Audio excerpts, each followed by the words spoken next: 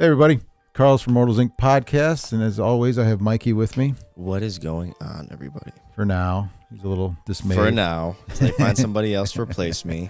I won't. Oh yeah, I like to hear it. I love to hear it. Today we're going to talk about, and I was showing Mikey some stuff that we obviously cannot share. Can't even show it to you. This is how exclusive it is. This is one of the more exclusive reviews we've done. Would you say? I wouldn't say exclusive. Would you say NSFW or is it NFSW? I would say it's mature. I don't even know how the acronym goes, but yeah, it's very mature. This is very mature work. The game's called Lamentations of the Flame Princess. This game is what they call OSR, which is old school. I thought it was role playing, but I'm not so bright. I guess it's old school Renaissance. What is that? It basically means it's a throwback to simplifying what was the original D&D, which is like the basic rolls you make of the strength, intelligence, the six characteristics of what you roll.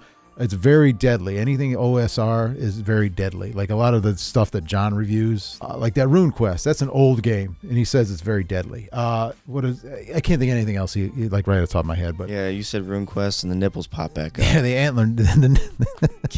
Every one of these videos, we're going to mention the nipples now. The nips. Let's see Rune Quest, and we'll see what you're talking about. It goes back to that. And if you play old school games, or you're looking for some different old school games, I'll help you. You know, I'm not going to go over the rules of it because it's all very basic. Imagine even if you play modern D&D or 5th edition D&D, it's imagine that's simplified as when it originally started. That's what OSR are.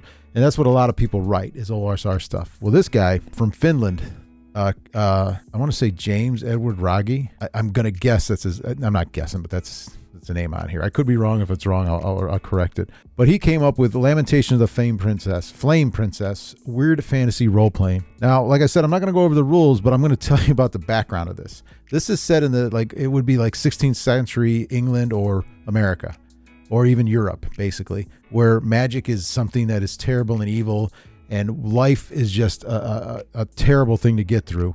And then on top of that, put something horrible happening. Or some horror or some monster happening. This game, what I liked from what I've seen of it, I've read a lot of reviews, I've read a lot of the books. It's not so much you're going through an adventure. It's just like you're just a normal farmer guy, and it's more of a horror role playing game. The monster is not necessarily everywhere. It's not like you have goblins running around or this is here, this is here. It's not a commonplace thing at all. Whatever's happening to you is like a one-time thing, and the monster at the end is horrific. Whether it's a monster, a person, or some encounter, or something that happens. I would akin it to almost like saying like Cthulhu, but even Cthulhu's over the top. But this it's set on top of it. You got muskets and swords, and then long reload. Yeah, it's a very long reload. But it's more about storytelling and getting up to the point where you encounter or you have to confront this terrible thing that's happening or this creature. And the part of the DM or the game master is to come up with this creature that shocks or horrifies the player. It's not like, ooh, it's scary, it's got tentacles. It's something that's, after you do all these things, they go, oh, that's not right. And that's not right at all. You know, and even like a nervous chuckle at the end of it. That's what this guy was shooting for.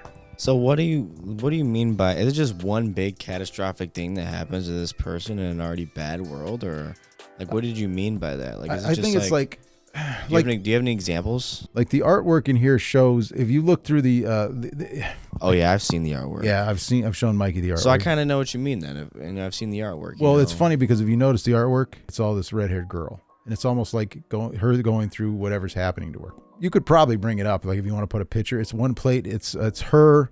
It looks like her father's on the ground bleeding, the mother's on the ground bleeding, and she's trying to hold up a musket as a little girl, looking at whatever it is. That's like horror. Like, okay, I'm 10, I'm 12 or whatever, and something's taking out my parents, and all I got this musket, and it's obviously looking into like, old time, like, hey, the church says I'll be safe as long as I do my prayers, and all of a sudden this horrible thing, whether, you don't know what it is. It could be just some, it could be a bandit. It could be a creature from wherever, it could be a werewolf. It could be anything, but it's something that's abnormal or not right, Ghoul. A ghoul. Man, what a full background this thing has. This guy wrote a lot of stuff. The artwork alone tells 1,000 pictures. It does. It's very rough. It is rough. It is rough. It's even on the cover. Can't even show it. Yeah, 18 plus. So it's very mature. And a lot of guys gloss over it, but it's very, there's a lot of nudity. There's a lot of quite a bit. Sex. and there's a lot of inappropriate pictures. A little bit of I hate to use that word. I don't want to say that because a little bit of deglovement. Possible something that's chopping off of the arm. Yeah, other extremities. Yeah, and just something horrible that happens. It should be wholesome and pure. They just turn it in. That's true horror. It's not encouraging it. That's the enemy. Is the true horror? Is that thing that's not normal and what should be good and pure and nice. Like, I didn't even know much about this game until I started looking into it, and I knew that these were collectible. A lot of their stuff is collectible. Once again, I'm not even going to show you the cover because it's a nice cover. It's very well done, but it's very like, where D&D would, a D&D game, you would have like a snake demon with a female top, and it would have like, like a shirt on or, some kind of armor. Now this is bare bones. Shirt off. And, with, someone fighting it. They came out with several box sets, I have a deluxe edition, the Grindhouse edition, and, just for collectibles. I just started collecting because people were collecting them. I'm like, well, what's that all about? And then I saw the artwork. I'm like, oh, that's cool artwork. Then I started to collect some of the books. If you actually look into some of the books that they've produced for this, definitely mature stuff. And you have to have a certain sense of humor to read them. Because if you don't have a certain sense of humor, you're not going to find it. This is not for everyone, believe you me. We have the core book here, all right, which is still a good base game, for OSR, which is always here. This game is only, I think it's like $24-25. And it's a nice little hardcover. Is that all you need too? Like if you want to run that, all you need is one of those little books? Yep. And then you could like just put whatever adventure it is. But they come out with a lot of adventures. And if you look online, they have a lot of like thicker. I think there's a couple adventures in these. And then they come out with books every once in a while. I know he's coming out with a lot of books.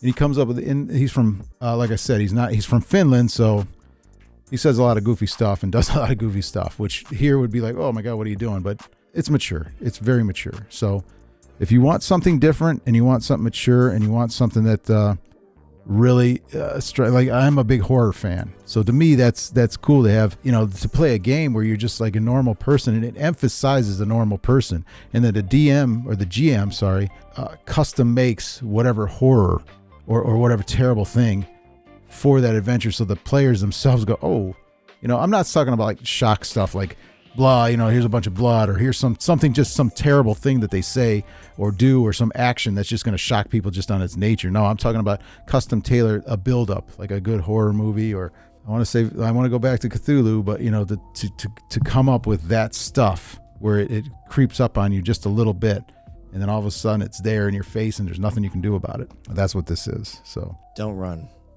You can't. But like I said, once again, it's mature, but I thought it's very cool. And if you want some ideas for adventures, you can even pull a lot of stuff from this, a lot of background stuff. You can bring it in your own new stuff. But I noticed people come in, they old school Renaissance, like Dungeon Crawl Classics, fantasy, weird fantasy or something like that. I can't remember the other game, but there's a lot of games like that.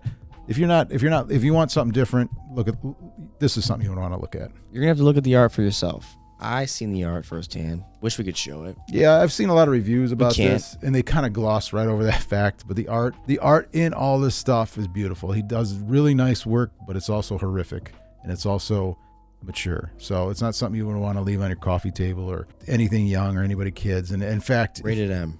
Yeah, rated M for mature. In fact, if you were to bring this in to anybody that's under 18 and you want to play the game with them, there's something horribly, horribly inappropriate about that. So don't do it. All right. Till next time. Yeah, until next time. If you like this podcast. Scarred. Yeah, scarred. If you like this podcast, you like this information, follow us on YouTube. If you really like to support us, you can follow us on Patreon also. Your name scrolls at the end like that. Yeah, it'll get you a co-producer spot, and it'll just scroll right along. Helps us out and makes us feel good. Subscribe. Immortalsinc.com. Until Until next time. See you guys later. Peace.